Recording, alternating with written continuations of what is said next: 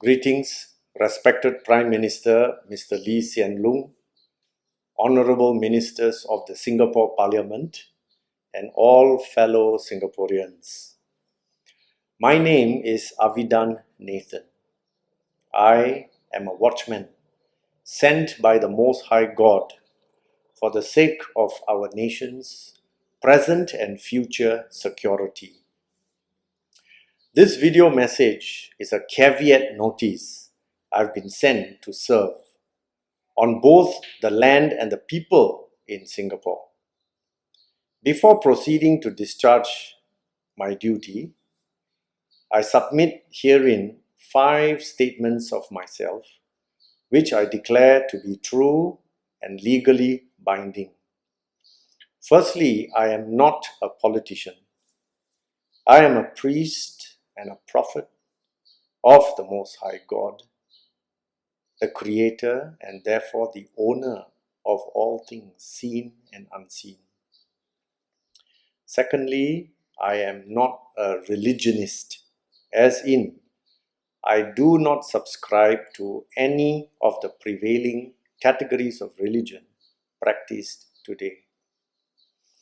While I will not demote nor promote any religion, it is incumbent on me to state that religion is as different from knowing God as the color black is different from white. Thirdly, I am a stand-alone. As with my previous videos, this publishing is also completely my own initiative.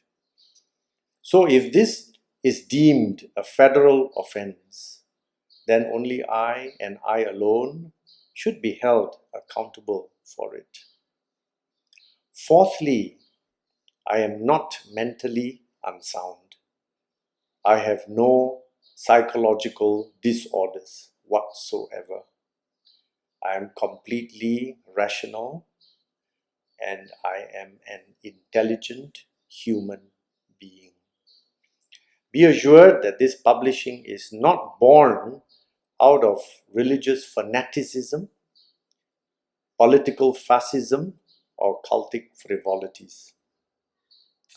Fifthly and finally, my authority does not have human auspices. My authority comes from the Most High God, before whom I bow and who has sent me to warn governments and nations, beginning with Singapore, of which I am a citizen. Here is the divine caveat notice served on both the real estate called Singapore and also on the human beings living within this land. First, the real estate. This entire planet Earth, every square millimeter of it, is the exclusive property of the Most High God, because He created it all, including every definable physical resource within it, all the gold, all the silver, all the diamonds, the gemstones, the minerals, the soil, the stones from the ground, the mountains, the petroleum, the water in the oceans, every living thing on land, in the sea, and in the air, every last atom of every visible, tangible thing on it, in it, of it, and by it belongs to the Most High God. It is absurd, in fact, it is arrogant for any man to even begin to think he owns any part of this geophysical entity known as Singapore. Those who occupy seats in the highest positions of government are merely stewards or managers granted temporary custody of these resources, which exclusively belong to another, namely the Most High God, who created it all. Grasping this simple point alone will precipitate the needed attitude of humility that undergirds a righteous government. And such a righteous government will receive God's favor and the people's trust to manage these resources properly and equitably so as to attend to the physical and moral welfare of all the people living in this land. The second part of this divine caveat has to do with every human being born, bred, and living in Singapore.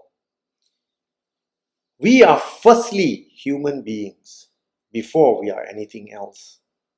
No one is ever born as a Singaporean, or even born as a Chinese, or born as an Indian, or born as a Malay. We are each born firstly as human beings and given breath and being by the Most High God. And why? Why is this so?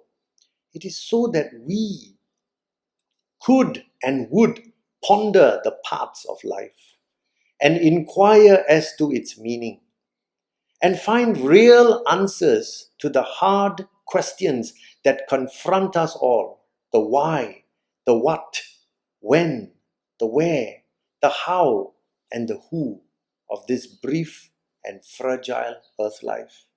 And through this journey of seeking, might return to our Creator, the Father of life Himself. For as sure as this breath of life was ignited in you and me at our births, this same breath will terminate at our deaths.